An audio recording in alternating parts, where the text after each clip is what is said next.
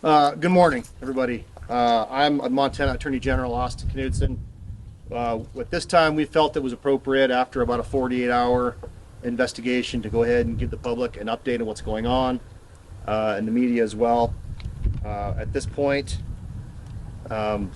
we have identified our suspect as well as the four victims.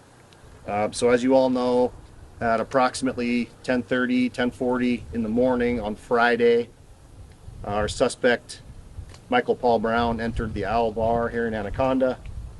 And after a brief series of actions, opened fire and shot and killed four local residents here in Anaconda. First of all, I want to offer our deepest and sincere condolences to the community of Anaconda and to the family and friends of these victims. This is just absolutely horrific.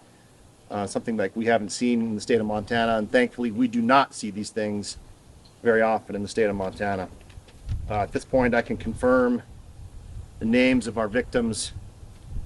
59-year-old Daniel Edwin Bailey, who was a patron at the bar that day. 64-year-old Nancy Loretta Kelly, who was the employee and bartender that morning.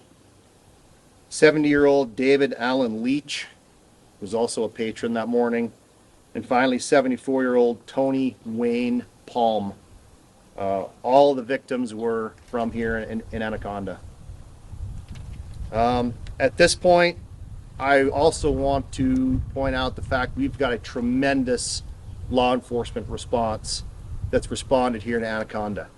I know at one point yesterday we had over 250 boots on the ground that were helping out with the manhunt and engaged trying to find this suspect.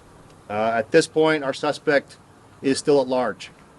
And I'll go ahead and say this right now. We've got tremendous cooperation from Homeland Security, from our federal partners, the FBI, the U.S. Marshal Service. We want to find this guy.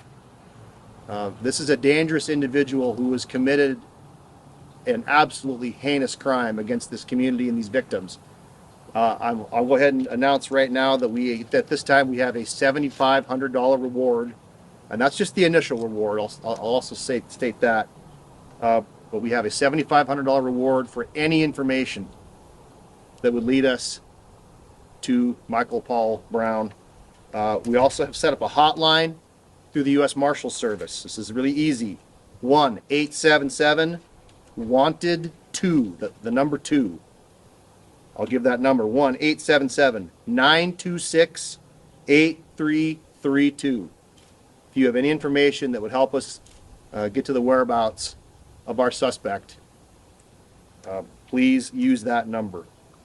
Again, I'm going to point out we had just a tremendous local, statewide, and federal law enforcement presence to the scene. I could read off the entire list of all the agencies, but we'd be here for a while. But this is what we do in Montana. We step up, we help our neighbors, we come in, and I also want to thank the feds. The federal agencies have been tremendous help here. There have been a lot of assets.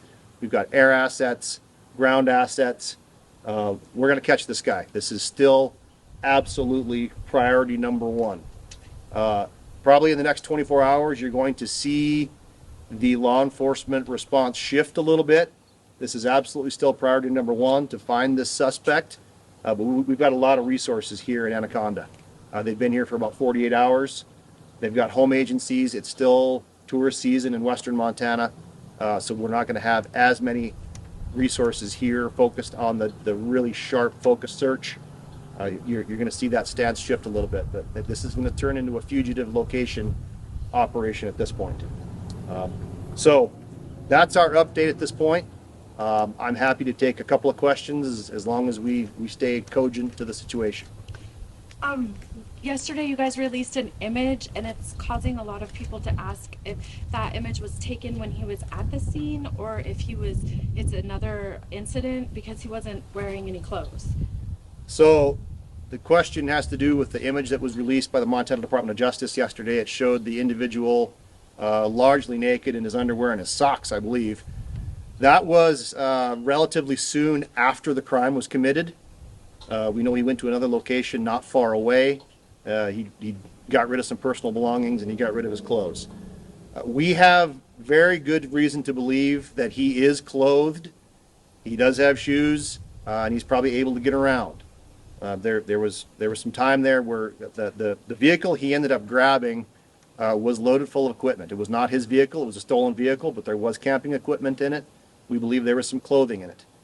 So we, at this point, we have every reason to believe the suspect is fully clothed, shoes on his feet, able to get around. When's the last time he was seen by law enforcement? I couldn't answer that question. I don't know that particularly. I think there was a pursuit roughly around noon on Friday. There was some confusion because there were two white vehicles that were involved. There were some federal assets that were involved in that pursuit. But I believe that was the last law enforcement contact, was at roughly noon, 12:30, right around that time Friday.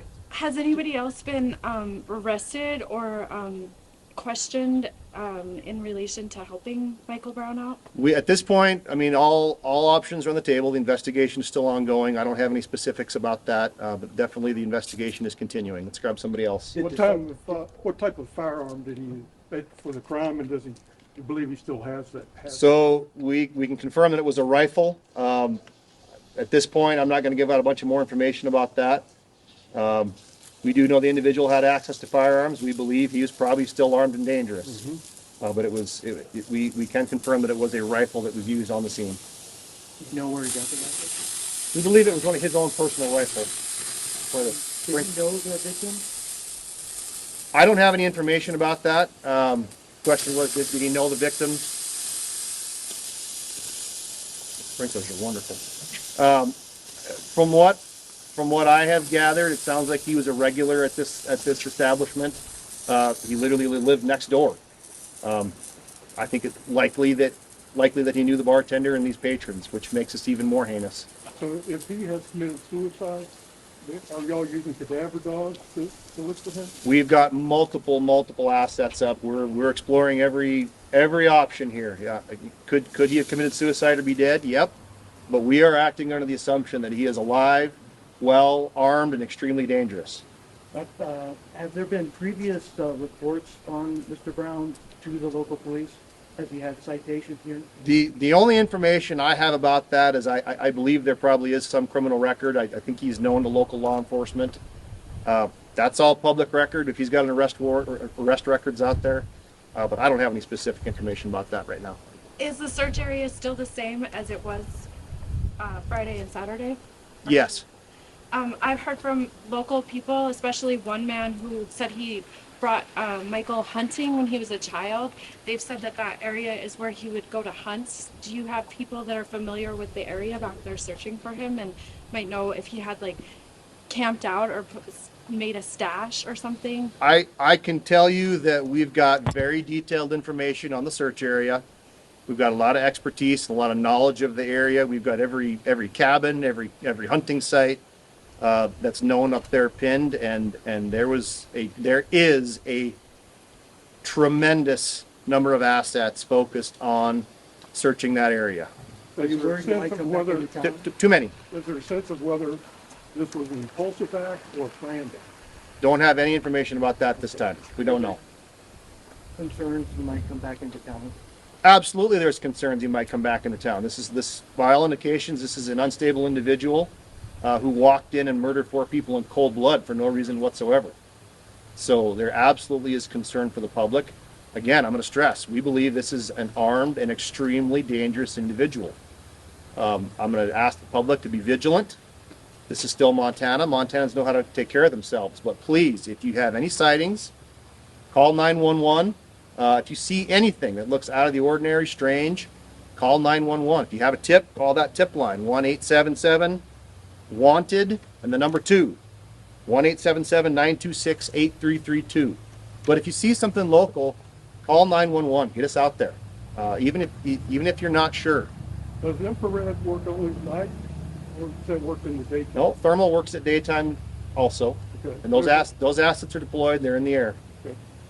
Yep. I know you stressed there were a lot of boots on the ground since the search began. Are we still using air resources at this time? Yes, we still have air resources in the air from some of our federal partners.